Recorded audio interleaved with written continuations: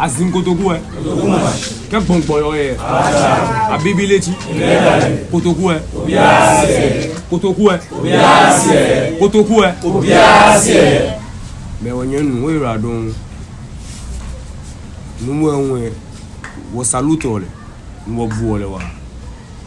Nous avons gagné bien, au manier. Nous faisons bien, on se lève, nous faisons un film. Et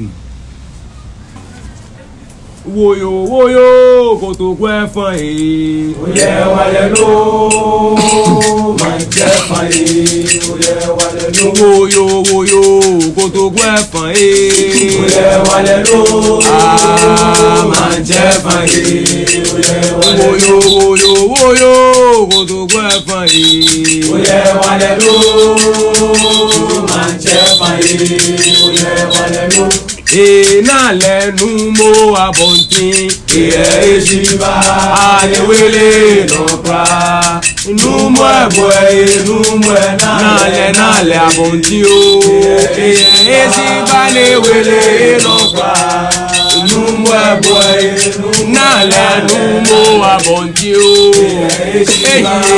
ewele nọpa inú mọ ẹbọ nálẹ́nu mo abontin o. Oh, ne wele no pra, Ìwàsìn Kotoku bí ìwọ bí. Kotoku bí ìwọ bí. Àsìn Kotoku bí ìwọ bí. Kotoku bí ìwọ bí. Àsìn Kotoku bí ìwọ bí. Kotoku bí ìwọ bí.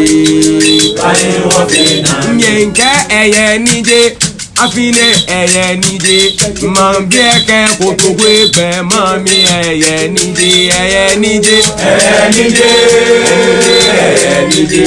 máa ń bí ẹkẹ Kotoku ẹgbẹ máa mi ẹyẹ níje. Òyìnkẹ́ ẹ̀fẹ̀ níje ẹníje ẹ̀fẹ̀ níje máa ń bí ẹkẹ Kotoku ẹgbẹ máa mi ẹyẹ níje ẹ̀fẹ̀ níje. ẹyẹ níje máa ń bí ẹkẹ Kotoku ẹgbẹ máa mi ẹyẹ níje. Òmìnkẹ́ ẹyẹ níje afine ẹyẹ níje máa ń bí ẹkẹ Kotoku ẹgbẹ máa mi ẹyẹ níje ẹ̀fẹ̀ níje. ẹyẹ níje máa ń bí ẹkẹ Kotoku ẹgbẹ máa mi ẹyẹ níje. Kwẹ́mọ́ mi yé ètò mo bòdì ẹ̀ ń tẹ òkò bí ẹ̀ mo kò lò. Kwẹ́mọ́ mi yé ètò mo bòdì ẹ̀ ń tẹ òkò bí ẹ̀ mo kò lò. Ìwọ kwẹ́mọ́ mi yé ètò mo bòdì ẹ̀ ń tẹ òkò bí ẹ̀ mo kò lò. Kwẹ́mọ́ mi yé ètò mo bòdì ẹ̀ ń tẹ òkò bí ẹ̀ mo kò lò. Kwẹ́mọ́ mi yé ètò mo bòdì ẹ̀ ń tẹ òkò bí ẹ̀ mo kò lò.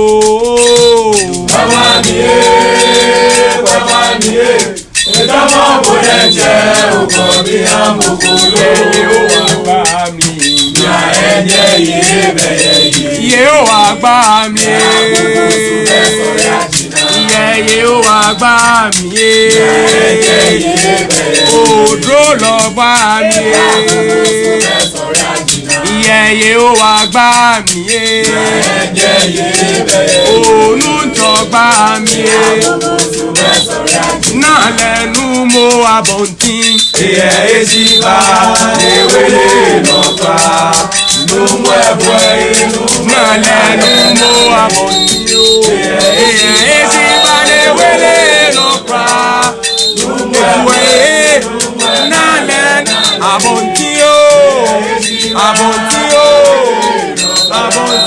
n'ụmụ ẹbọ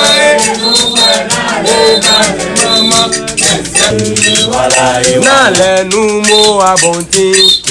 Ejiba ewele nọpa n'ụmụ ẹbọ náà lẹ́nu mo abọ̀ntín.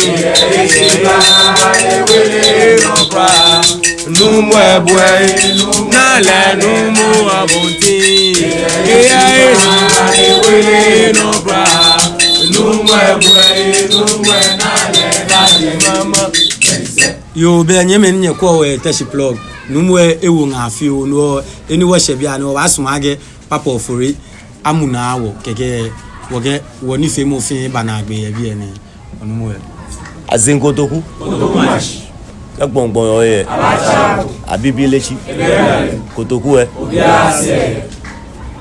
kenklen obada Plug TV ke numo abonti shiwa ake amebion we na michi amebenke o kenklen be numo abonti o wa don shikome ko ye duomo do yo ke ya teshifen no ma jobu e abo wala se chele no fia no to no fie ebami baba la ke me ko ala ke me ne ba wi ke na bu shefe wo shi fi mo fe ji ake won piambu no fia no to ni ojo me no ba fie ebami onu pa ke yo mo pie le chu no ko oluwa don shikome ko to ko bi fe ndabushi oluwa don yo no be nyeme be biene woge woni fi mo ba wa ken mo afi du mo nu mo ege je ne pe shipan shi mo nwe e ba shi kutuku e ba je rasta fin shu no nu ma je no o abole kutuku e shi ege ngbe ba fun shi